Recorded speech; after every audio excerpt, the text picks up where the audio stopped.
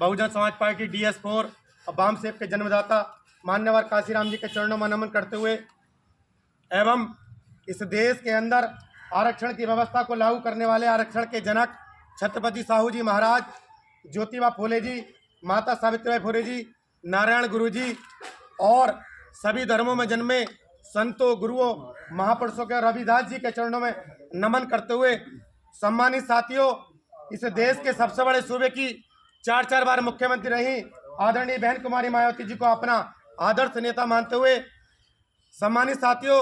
Bahujan Samaj party की मुखिया आदरणीय बहन कुमारी मायावती जी के आदेश के अनुसार इस उत्तर प्रदेश के अंदर 403 विधानसभाएं हैं। उन 403 की 403 विधानसभाओं में इस समय बहुजन समाज पार्टी की मुखिया बहन जी के आदेश के अनुसार प्रत्येक विधानसभा में प्रत्येक सेक्टर के अंदर जो कैडर कैंपों का कार्यक्रम चल रहा है, उसी बीच में जो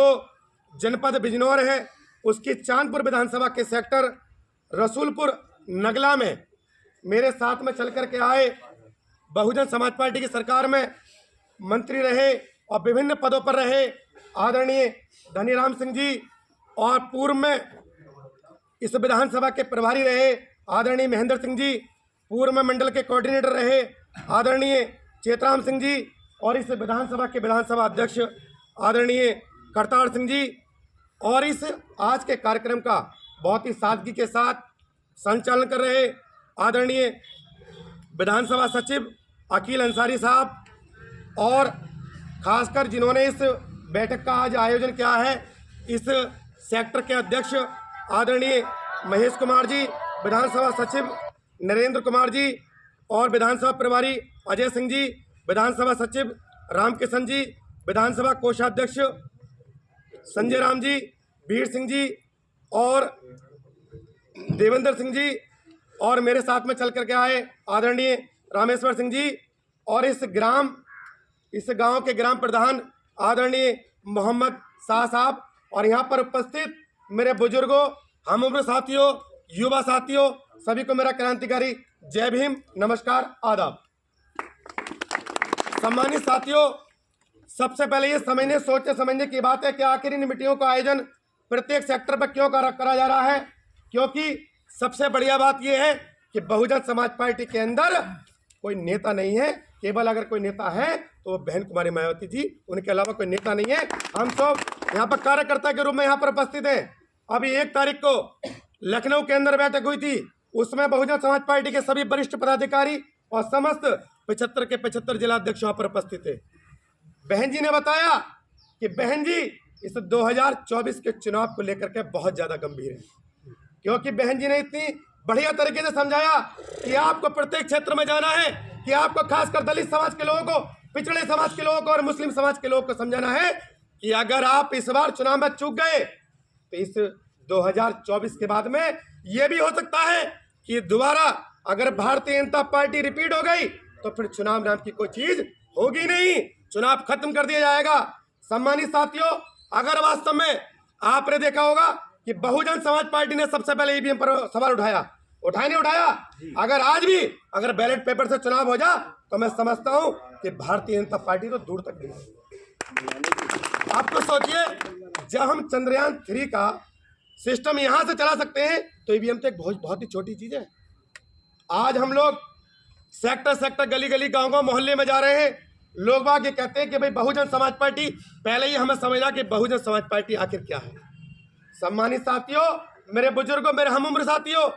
बहुजन समाज पार्टी एक राजनीतिक दल के साथ साथ एक मिशन भी है। मिशन क्यों है? क्योंकि आपने देखा होगा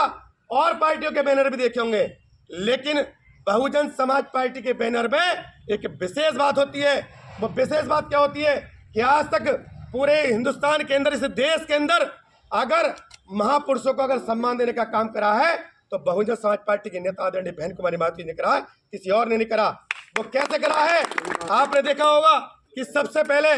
अगर हमारे बहुजन समाज पार्टी के बैनर पर अगर कोई पहला फोटो होता है तो वो किसका होता है? वो होता है छत्रपति साहू जी महाराज का होता है। क्यों होता है? क्योंकि उन्होंने खासकर जब इस देश के अंदर आरक्षण की व्यवस्था लागू नहीं थी, उन्होंने हमारे लोगों को, जो खासकर दलित समाज के लोग थे, पिछड़े समाज के लोग थे, जो मुस्लिम समाज के लोग थे, अगर उनको कोई काम कर दिया था तो केवल किसी को बर्तन साफ करने का काम दे दिया, किसी को झाड़ू लगाने का काम दे दिया, किसी को और कुछ दे दिया। उनको सेना में भर्ती होने का भी अधिकार नहीं था।